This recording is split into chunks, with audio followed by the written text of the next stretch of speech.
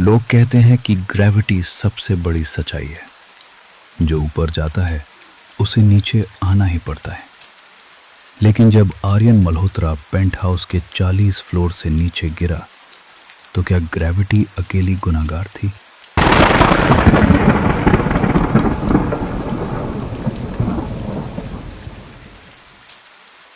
वरदान सिटी की बारिश, लाइट्स और शोर के बीच एक खामोशी थी जो चीख के कह रही थी कि ये सुसाइड नहीं है। मैं कबीर राव और ये कहानी है उस मौत की जो एक पार्टी से शुरू हुई थी।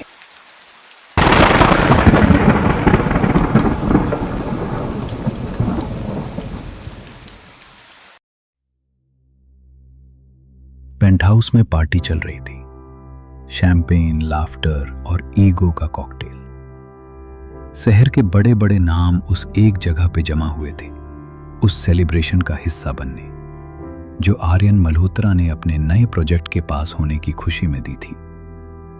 लेकिन पार्टी इतनी ग्रैंड थी कि वो सेलिब्रेशन कम और पैसे का शो ऑफ ज्यादा लग रहा था। Aryan Malhotra, the tech billionaire, city के सबसे बड़े नाम में से एक, अपने एम्पायर के सेंटर में खड़ा था। वो सबको एड्रेस करते हुए बोला, मैं अपने सब दोस्तों का इस पार्टी में वेलकम करता हूं। अब सभी को अपनी खुशी में शामिल करने अभी हम जहां पे खड़े हैं, बहुत जल्दी मैं इस बिल्डिंग की जगह इस सिटी का सबसे बड़ा होटल बना दूंगा। सब लोग उसकी तरफ देखकर क्लैपिंग करने लगे। धीरे धीरे पार्टी आगे बढ़ने लगी। आर्यन भी पार्टी के नशे में घुलने लगा। थोड़ी देर बाद वो फ्रेश एयर लेने बालकनी में पहुंचा और फिर सबने एक बहुत तेज चीख सुनी। बालकनी पर एक स्क्रीन।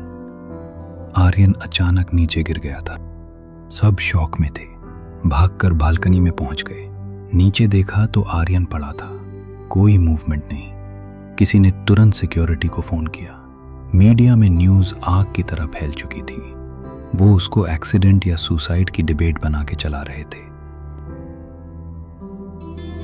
केस हाई प्रोफाइल था और उस पर से मीडिया का प्रेशर बढ़ता जा रहा था, इसलिए शायद पुलिस काफी नहीं है, मुझे बुलाया गया। जब मैं वहां पहुंचा तो पूरी बिल्डिंग मीडिया और पुलिस से घिरी हुई थी। मैं सीधा 40वें फ्लोर पे उस बालकनी में गया जहां से आर्यन मल्होत्रा गिरा था। मैंने बालकनी को एग्जामिन करना शुरू कर दिया। कोई निशान, कोई स्लिप, कोई इंटरफेरेंस, जिस भी चीज की पॉसिबिलिटी थी मैंने सब देख लिया, लेकिन कुछ नहीं मिला। मैं निशेब बॉडी के पास लौटने के बारे में सोच ही रहा था कि अचानक मेरी नजर किसी चमकती हुई चीज पे पड़ी। यह ग्लास का टुकड़ा था, लेकिन मैंने आसपास ध्यान से देखा, कोई ग्लास नहीं टूटा था। फिर यह ग्लास का टुकड़ा कहां से आया? देखने से वो कोई सिंपल ग्लास नहीं लग रहा था। मैं उस ग्लास को पहचानता था, हाई इंडेक्स लेंथनम ग्लास। ये सिर्फ महंगे कैमरा लेंसेज में मिलता है, लेकिन आर्यन उस टाइम कोई कैमरा यूज नहीं कर रहा था, तो ये ग्लास बालकनी में कैसे आया? मुझे वो इंपॉर्टेंट एविडेंस लगा। मैं उस टुकड़े को फोरेंसिक बैग में रख लिया। तभी इंस्पेक्टर की आवाज ने मेरा ध्यान तोड़ा। कबीर, ये मिस मीरा हैं, आर्यन की सेक्रेटरी। मैंने मीरा की तरफ देखा। वो घबराई हुई थी। मैंने धीरे से पूछा, सिर्फ एक सवाल, जब मिस्टर आर्यन बालकनी में थे तो उनके पास कोई कैमरा था? उसने बोला, नहीं, वो अकेले ही बालकनी में गए थे, कोई साथ नहीं था और उनके पास कोई कैमरा भी नहीं था। पार्टी के सारे कैमरामैन फोटोशूट करके जा चुके थे। ठीक है, मैंने कहा और उसको जाने का इशारा कर दिया। मेरा इंटरेस्ट अभी भी उस ग्लास में ज्यादा था, इसलिए मैंने और सवाल नहीं किए और खुद ही फॉरेंसिक लैब की तरह चल पड़ा। लैब में मैं डॉक्टर रेहान से मिला। उन्होंने माइक्रोस्कोप के नीचे टुकड़े को रखा और बोले, कबीर, ये लांथनम ग्लास है। इसका रिफ्रैक्टिव इंडेक्स 1.8 है, किसी भी नॉर्मल ग्लास से ज्यादा। यह किसी प्रोफेशनल कैमरे का हिस्सा है, यानी मेरा डाउट ठीक था, यह किसी कैमरे का लेंस है। लेकिन अगर आर्यन के पास कैमरा नहीं था और वो अकेला था, तो ये लेंस वहां कैसे आया? अपने सवाल के जवाब के लिए मैंने उस रात की सीसीटीवी रिकॉर्डिंग चेक करनी शुरू की। फुटेज में आर्यन दिखाई दे रहा था जब उस रात वो बैल्कनी पर गया था। मैंने बार बार रिपीट करके चेक किया। ध्यान से देखने पे ऐसा लग रहा था जैसे वो किसी चीज को देख रहा हो। फ्रेम बाय फ्रेम प्लेबैक में एक रिफ्लेक्शन दिखा। उसके पीछे एक छोटी सी रेड लाइट ब्लिंक हो रही थी। मैं और ध्यान से समझने की कोशिश कर ही रहा था कि पीछे से एक आवाज ने मेरा ध्यान तोड़ दिया। ज्यादा मत सोचो कबीर, कुछ नहीं है। ये एसीपी विक्रांत पाटिल की आवाज थी, जो मेरे पीछे पीछे लैब तक आ गए थे। वो फिर बोले, मीडिया का प्रेशर है कबीर, सिंपल सुसाइड केस है, क्लोज करो। मैंने कहा, मैं जानता हूं सर, लेकिन आपको अभी इतना बता सकता हूं कि यह सुसाइड केस नहीं है। It is a murder, a planned murder. और मैं लैब से बाहर निकल गया। मैं वापस उसी बिल्डिंग की बालकनी में पहुंचा। फिर से चेक करने लगा। मुझे वो रेड ब्लिंकिंग लाइट्स परेशान कर रही थी। मैं बिल्डिंग के चारों तरफ देखा कि शायद उन लाइट्स कोई सोर्स दिखाई दे जाए। मैंने नोटिस किया कि उस बिल्डिंग के सामने एक और छोटी बिल्डिंग भी थी। क्या कोई वहां से कुछ ऑपरेट कर रहा था? मैंने अपने आप से पूछा। वेरीफाई करने के लिए मैंने विक्रांत को फोन किया, तो उनसे सामने वाली बिल्डिंग को चेक करवाने के लिए अपनी टीम भेज दी। अगली सुबह विक्रांत का फोन आया। उन्होंने बताया कि सामने वाली बिल्डिंग की सर्च पूरी हो चुकी है और एक सस्पेक्ट मिला है, जिसका रूम आर्यन की बालकनी से ठीक सामने था और उसके रूम से एक लॉन्ग रेंज स्नाइपर राइफल मिली है। मैं उसी बिल्डिंग में गया। विक्रांत ने मुझे वहीं बुलाया था।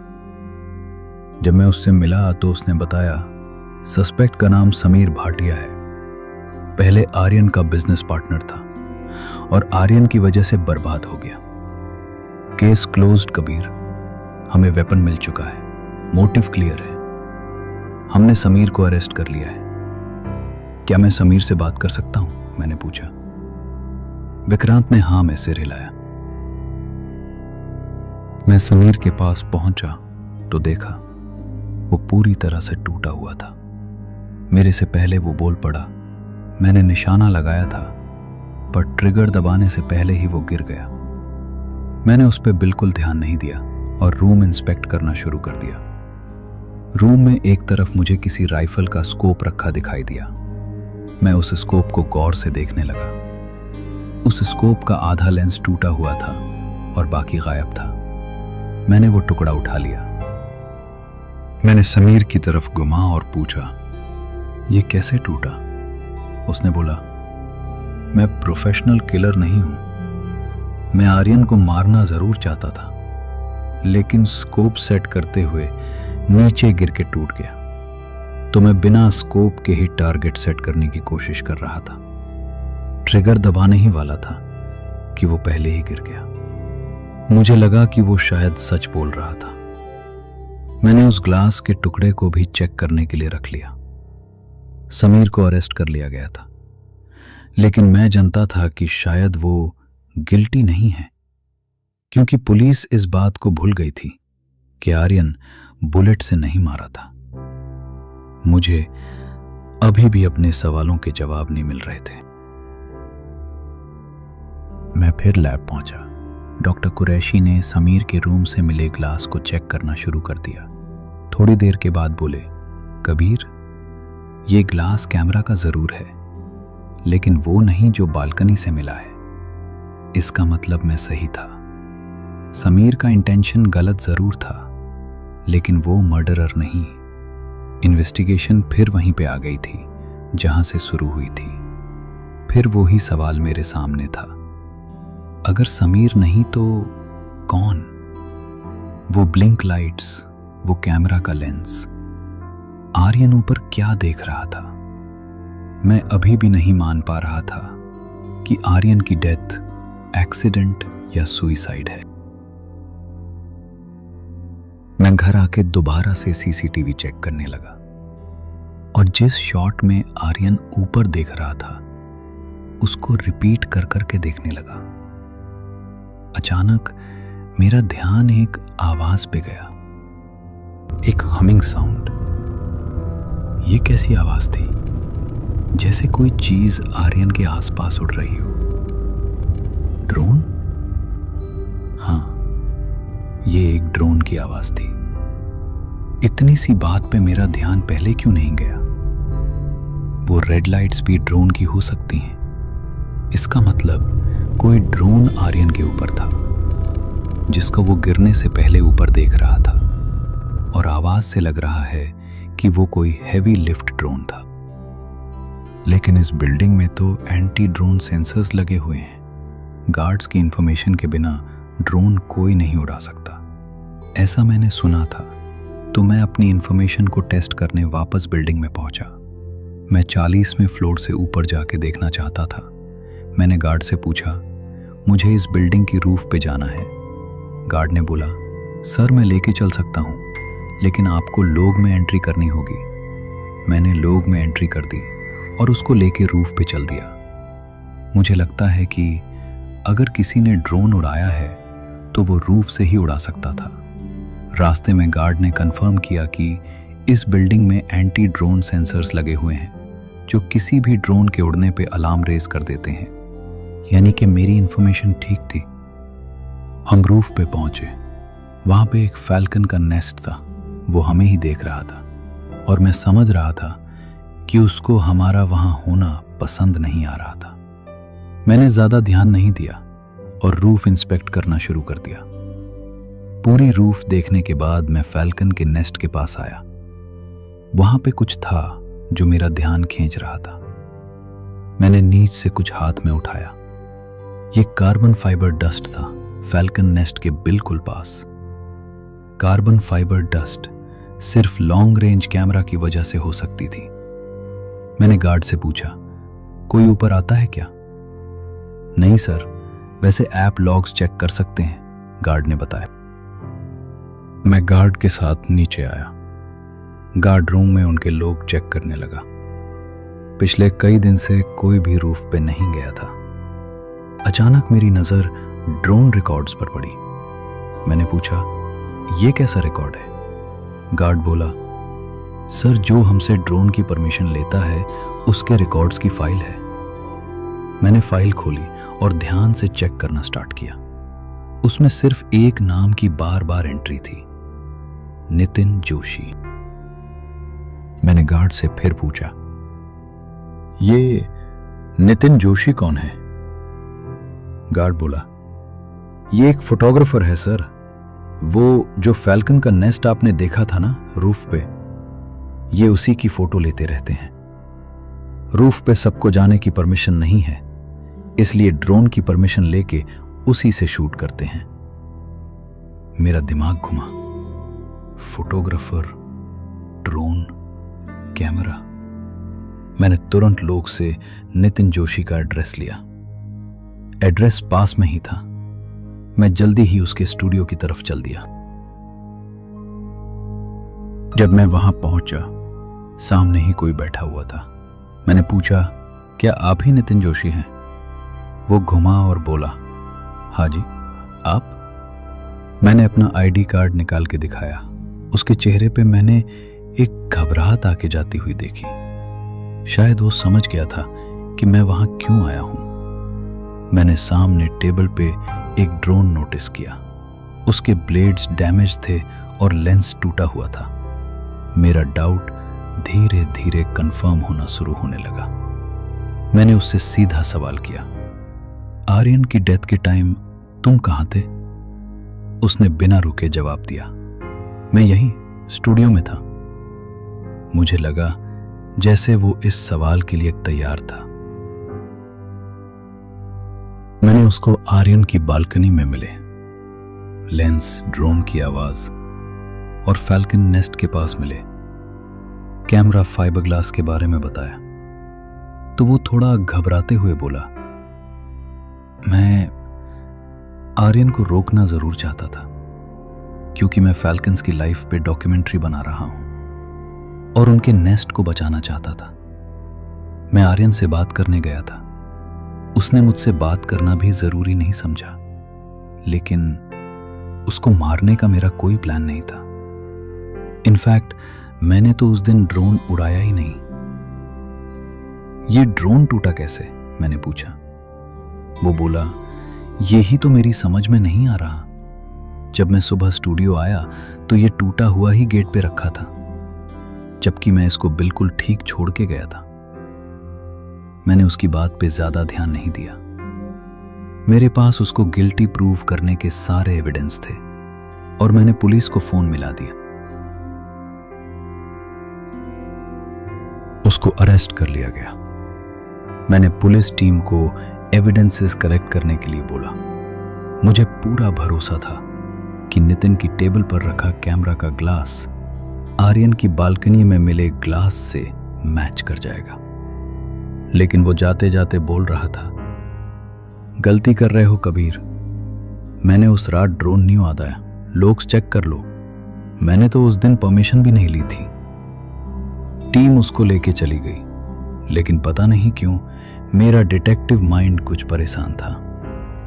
जो फैल्कन के नेस्ट के लिए आर्यन से लड़ सकता था, वो किसी इंसान का मर्डर कैसे कर सकता है?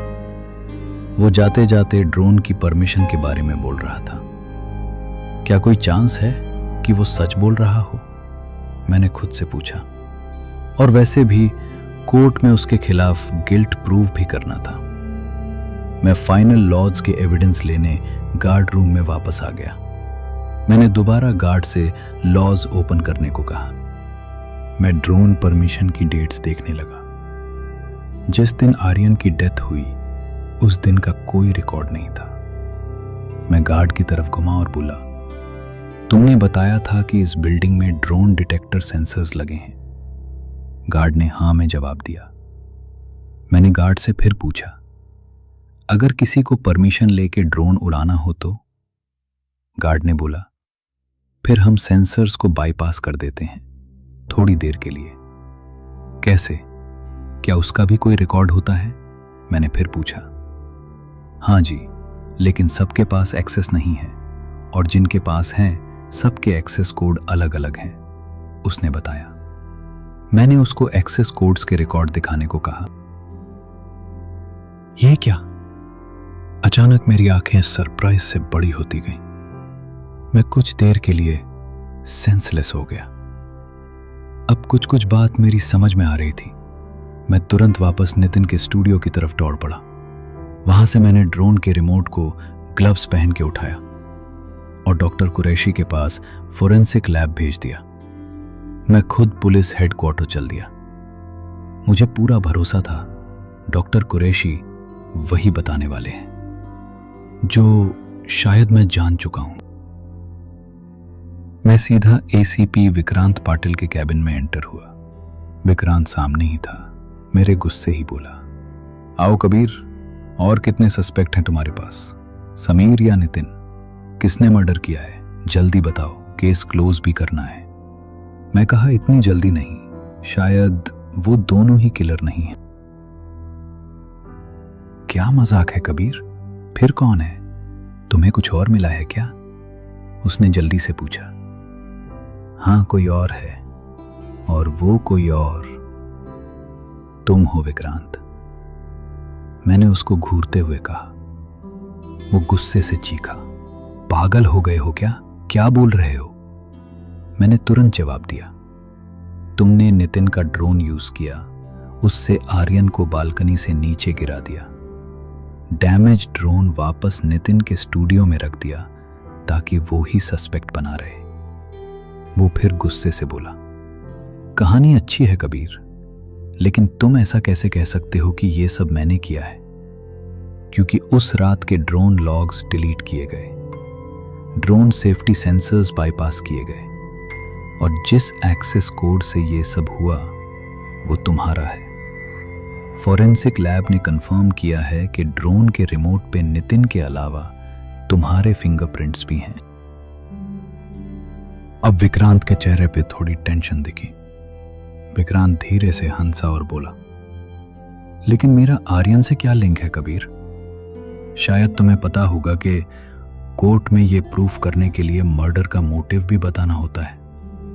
मैंने कहा, जानता हूं, इसीलिए यहां आने से पहले मैं आर्यन की सेक्रेटरी से मिला, जिसने बताया कि जिस बिल्डिंग को आर्यन तोड़ने वाला था उसमें 2 बड़े फ्लैट तुम्हारे भी हैं विक्रांत, जिनके लिए तुम पार्टी से 1 दिन पहले आर्यन से मिले भी थे। और मैं ये सारे एविडेंस कमिश्नर को भेज चुका हूं, वो आते ही होंगे। ये सुन के वो पूरी तरह टूट गया और धीरे से बोला, वो मेरे फ्लैट्स का कॉम्पनसेशन देने को तैयार नहीं था। उसको रास्ते से हटाने के अलावा और कोई ऑप्शन नहीं बचा था। मैंने बोला, एक बहुत पुरानी कहावत है विक्रांत, जल्दी का काम शैतान का होता है। मुझे शुरू से ही तुम्हारी केस क्लोज करने की जल्दी पसंद नहीं आ रही थी। तुमने अपनी नफरत को छुपाने के लिए एक इनोसेंट इंसान का शौक उसे किया, पर सच चाहे कितना भी मेला हो, एक दिन फोकस में आ ही जाता है। पुलिस टीम आ चुकी थी। उन्होंने विक्रांत को अरेस्ट कर लिया। मेरे कहने पे समीर और नितिन को रिलीज कर दिया गया। आर्यन मल्होत्रा की मौत का इंसाफ हो गया और उन फाल्कन्स का घर भी टूटने से बच गया। और मैं सोच रहा था, इस सिटी की रौनक में हर रोज हजारों लोग गिरते हैं, कुछ ग्रेविटी से और कुछ लालच से। न जाने कितने ड्रोन्स अभी भी इस सिटी के ऊपर मंडरा रहे होंगे, अपने अगले शिकार का इंतजार करते हुए। अगली बार जब आप अपने घर की बालकनी पे खड़े हों तो ध्यान रखना, कहीं कोई आप पर फोकस तो नहीं कर रहा।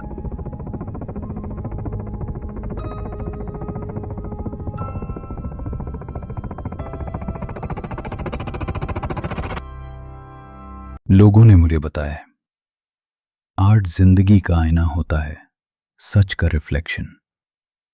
हर आर्टिस्ट अपनी कला से दुनिया को अपने अंदर देखने का मौका देता है, लेकिन इस बार कुछ अलग हुआ। कोई है जो सिर्फ अपनी आर्ट को दिखाना नहीं चाहता, बल्कि अपनी आर्ट के अंदर छुपी हुई दुनिया की बदसूरती को सबके सामने लाना चाहता है।